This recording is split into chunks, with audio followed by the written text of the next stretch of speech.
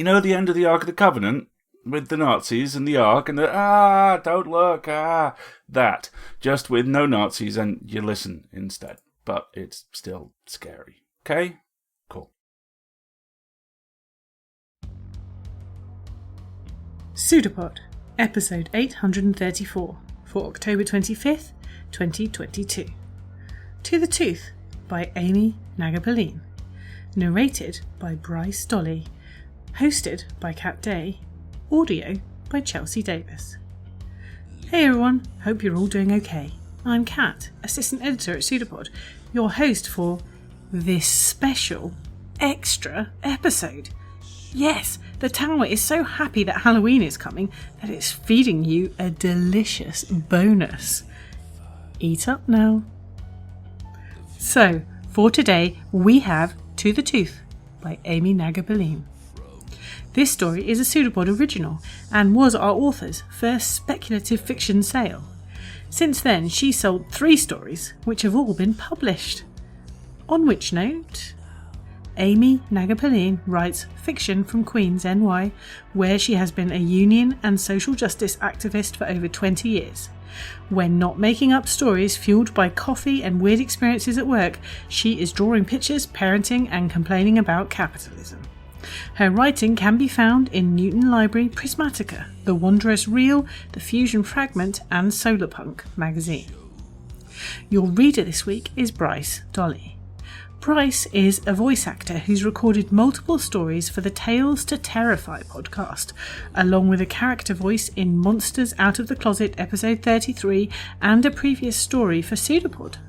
When he's not working or hanging out with his wife, he uploads some of his own recordings to his YouTube channel, Awkward Mammal. And now, we have a story for you. And we promise you, it's true.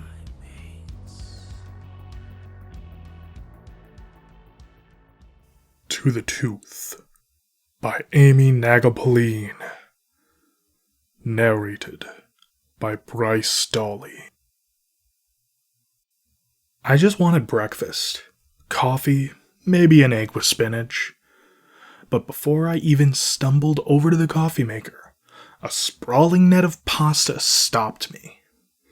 It stretched from the ceiling to the cabinets to the floor, its many strands twining like a starchy spiderweb across the narrow galley kitchen. This wasn't normal. This wasn't a normal 6:45, no coffee yet situation. Had my roommate thought this would be a fun prank? I looked at the top crisscrosses of dry noodles between me and the sink. If Jonas had made this, he'd done an incredible job hiding his joinery. It seemed like a real spun web with no visible glue or tape holding it together. Empty boxes littered the floor in ragged shreds, and I wondered what recreational substances had inspired this mayhem. "Jonas! Get in here!" The muffled morning noises of 30th Avenue came from the window past the web, but were not answered by the opening of a door or even a grunt of acknowledgement. I moved down the hall and banged. "Come on, fun is fun, but coffee!" The door creaked open and Jonas slouched into view. "Yo, what gives?" "You tell me. The kitchen." "What?" He shuffled forward and stopped in the kitchen door. "What the fuck?" "That's what I want to know. How did you do this?" "Me? No." He slowly swung his head from me to the web and back. "This is super bizarre, yo." "Okay, if you didn't make it." There wasn't an obvious end to that sentence. "Fuck it, I'm up. What's for breakfast?" He looked at me with the wide-eyed wonder of someone who usually slept until lunch. I rolled my eyes and grabbed the broom from beside the refrigerator. "I'll make eggs, but clean this up." I stepped back, and he choked up on the broom like a Louisville slugger, taking a couple of practice swings. His narrow chest and stringy gamer arms flexed pitifully as the broom head wafted in uneven arcs. Then, pulling it back over his head, he drove the straw bristles straight into the web, where 2 strands formed an arc from the ceiling. I lifted my arm to shade my eyes from the dry pasta I anticipated would fly in my direction, but dropped it when I heard Jonas grunt of frustration. The broom was stuck in the web. Jonas pulled back and rolled the handle in his hands, sending cursing questions off the appliances. "What the fuck? What kind of spaghetti are you buying?" He wrestled, and I saw the handle jerk in his hands. Drawing closer, I watched the web. The broom wasn't passively stuck. It was being held. And as I watched, the web was wrapping the straw and handle into itself. "Oh my god, Jonas, let go!" But it was too late. As he half turned, asking with his still sleep-sticky eyes what I was talking about, strands of pasta whipped off the cupboard doors and grabbed him. I watched in horror as the strangely flexible bands of pasta yanked him across the linoleum into the center of the web, wrapped him up, spinning him into a huge human rotini. He was screaming and begging as the tooth-like points of pasta pierced him. But to my shame, I drew back. I watched as his feet came up off the floor and heard the horrifying snaps of his bones as he disappeared into my kitchen's elementary hellmouth. Watery blood and bits of gore fell out. Wet noises replaced his whimpering cries. I backed away. My heels and head hit the wall behind me, and I froze. I watched the inexplicable monstrosity open the cupboard, letting all the remaining pasta boxes fall out in waves. I cursed my mother's lightweight hoarding impulses at Costco and her refusal to acknowledge my new low-carb regimen. Monthly visit after monthly visit, she'd filled my upper cabinets with extra-large boxes of fettuccine. It had been my favorite, but no one could consume that much Alfredo. The boxes exploded on impact, and the now free bundles of pasta seemed magnetized to the bloody mass pulsing in the open air of my kitchen. It unfolded, stretching, releasing shards of bone and splinters of broom. I kept my eyes on it, walking my pinky toe toward the front door. The rest of my foot slid imperceptibly after it, edging my ankle, shin, and knee to the left, with glacial slowness. While I shifted, it kept growing, braiding ribbons of pasta into an expanding and hideous net of murderous noodles. I held my breath, hoping it was too distracted by its own action to notice me. My hope was misplaced. It exploded in tendrils of starchy hostility, slamming into the wall next to my shoulder, punching a hole in the sheetrock. I spun away and dove into the apartment while it attempted to extricate itself from the wall. Jonas's bedroom was a sudden wave of sickness as his permanent absence flashed in my mind. Nothing to use in there, so I plunged ahead. Nothing in my bedroom either, so I dove into the only room with a functioning lock. I slammed the bathroom door shut and the knob shook as I struggled to push the lock button in. I backed away, yelping when the bulk of the pasta slammed into the paneled door, sending the towels and Jonas's dirty robe swinging into the space between us. I kept stepping back until my calves hit the enameled edge of the tub, and I stepped in. I glanced around for something useful, remembering a movie from my teen years where a trapped woman makes a flamethrower out of a hairspray and a lighter. But as a short-haired non-smoker, I was out of luck. My eyes were still frantically searching for a weapon when the first fingers of fettuccine reached under the door. I leaned away. In my retreat, my trembling body knocked the faucet lever on. Frigid water blasted past me and I yelped. The pasta snapped to attention, a dozen sharp ribbons pivoting towards me. It couldn't see me, but it could hear me? I covered my mouth, letting the noise of the water fill the room. The pitter-pat seemed to disorient it, so I shoved the drain down. The pooling water amplified the sound, hiding my muffled breaths. Shaking from fear and the freezing water, I reflexively reached to turn the knob. An idea emerged out of the fog of my terror as my fingers met the chrome dial. I spun it all the way into the red with a burst of desperate hope, praying the neighbors had not already emptied the boiler. To my relief, my pajamas went from icy to steaming in a few jerky heartbeats. Meanwhile, pasta was coming in steady waves under the door. Thin, wriggling sheets that massed into a ball between myself and the only exit.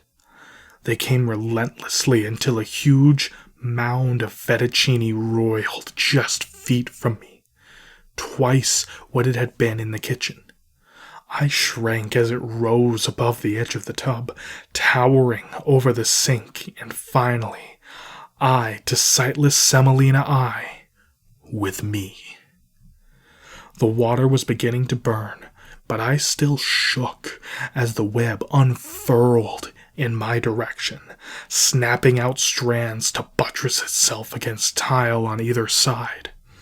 And in its center, a great, shark-like maw, row after row of dry, rigati teeth visible through the steam. I pressed my hands to my own mouth and my back to the tile, protected by nothing more than the spray of hot water between us. It struck. Wrist-thick ropes of fettuccine punched towards me, cracking tiles where they hammered the wall. They pinned my arms to the side, gripping and slithering around me in a crushing cocoon. They wrung me out, twisting tighter until my breath gasped away and the grinding knife of a broken rib stabbed my side. I struggled and splashed, floundering hopelessly against the restraints. But it wasn't enough. In a few seconds I was all but motionless, caught in its trap. Then, to my horror, that murderous mouth came, bearing down on me as I slipped against the slick tiles. I felt a shoulder dislocate and the room darkened as the huge thing blotted out the overhead light. The piercing edge of hundreds of ribbons of pasta began to slide into my flesh. I couldn't even scream. But dying wasn't an option. I couldn't let this thing that devoured Jonas loose on the world. My strength was nothing, but my weight might save me yet. So I surrendered to gravity, pulling my predator with me into the now scalding bath. Water flooded my nose and mouth as we sank together into the foul broth. Pressure burned in my throat and lungs. I thrashed and jerked, tasting my own blood. The water grew dark with it, mixing with the weedy residue of our struggle. My breath was almost gone, and most of my hope too, when finally my limbs came loose. The weight lessened, and I kicked free. My face breached the surface of the deadly soup, and I drew a choking breath. As I watched, the hateful noodles grew flaccid and still, loosing their grip on my perforated skin.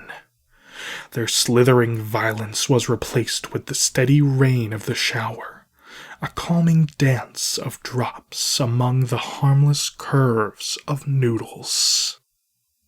I eased myself out of the tub, one tortured movement at a time. The floor was a slaughterhouse of pasta, twisted in limp knots where water pooled around the tub. As my bare feet came down on the lifeless fettuccine, I found that I was crying in rage and relief and horror. I pushed open the door, following the flood of water out into the common area where a few waterlogged strands struggled towards the dry floor. I smashed them to paste under my heels, the force ricocheting up my body, igniting every break and tear I'd suffered. Sobbing and screaming, I ground them into the wood and the rug and finally the tile that flowed from the hall toward the kitchen. I stopped, listening. The silence of the ruined apartment was disturbed by nothing more than the still-running shower. I didn't trust it. I hobbled back to the bathroom and found the plastic trash bin. I filled it in the tub and then returned. Struggling to the kitchen, I doused the room without looking, loosing the steaming assault on any would-be predator within. It met no resistance. I didn't see a single noodle on the floor or counter. The only evidence of the brutal start of my day was the pieces of broom snapped on the floor and a few now soaked shreds of box. I slid down the wall, my legs across the hall, feet in the kitchen. Tears ran down my face as I stared at the missing evidence of Jonas's ghoulish end. Would I ever be able to explain what had happened here? An answer would have to wait. Every movement told me I needed an ambulance. I wiped my face and turned onto my hands and knees, readying myself for the painful return to my feet. But I froze when my eyes made sense of the patterns on the floor. Where the morning sun bounced off the unswept surface, faint marks undulated across the tile. Evidence of dozens or hundreds of snake-like travelers ran from where I huddled to the front door. The line of boric acid across the threshold was violated by a multitude of slicing breaks. Not from an invasion of roaches, but the escape of something much worse. I painfully rose and found my phone. I called 911. Then, with one arm cradled against my body, I dragged myself back to the bathroom. I pushed myself over the edge of the tub and welcomed the burning embrace of the water. I heard the ambulance's whine. I closed my eyes and said a little prayer for the Fiorentino family on the first floor.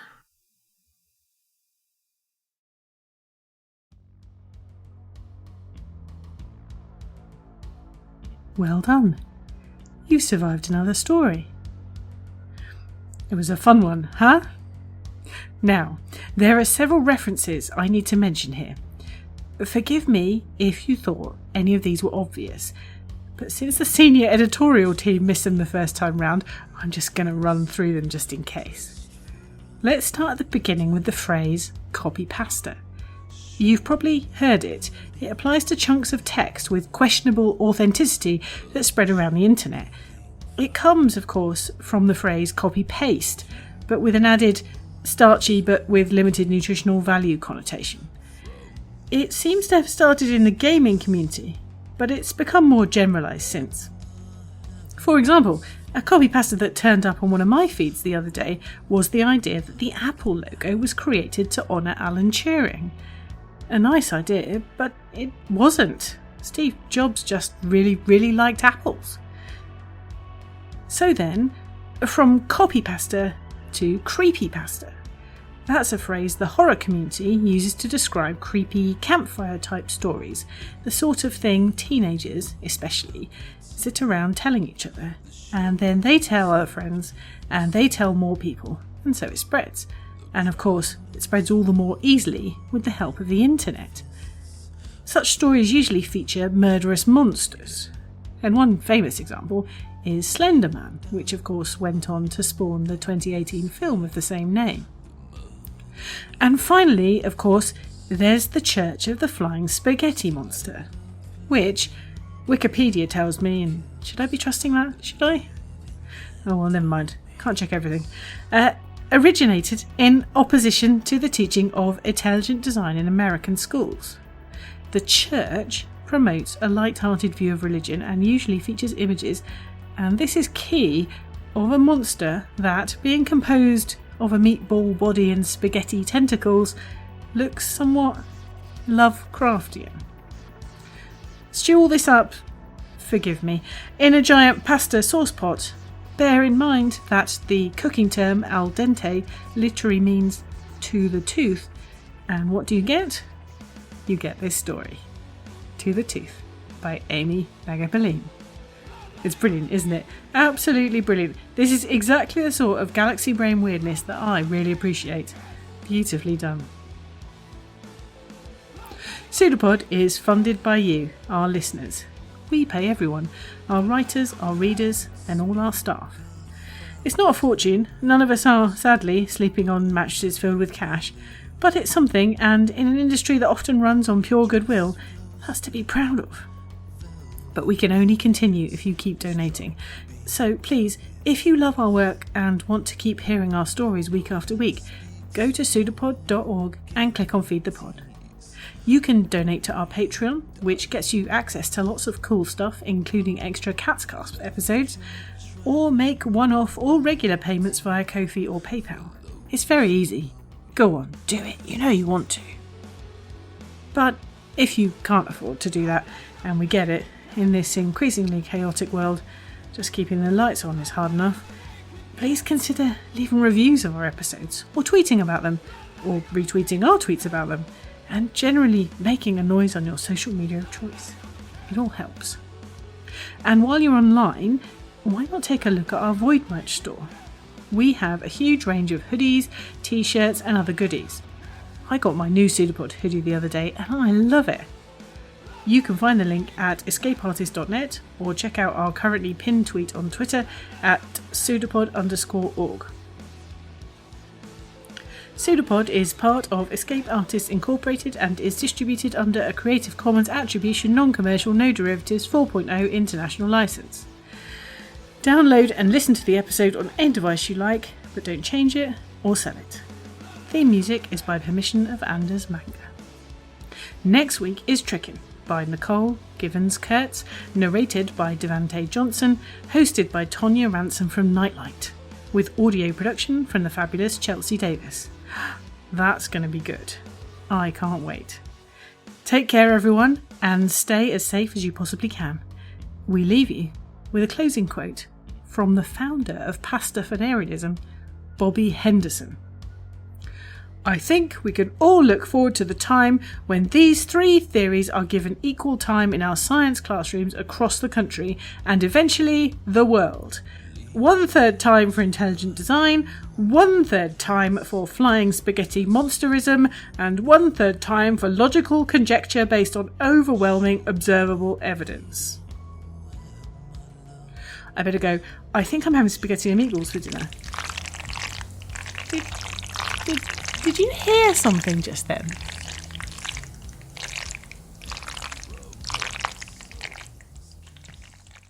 It's a pseudopod. It's a big foot. It's all about podcasts these days.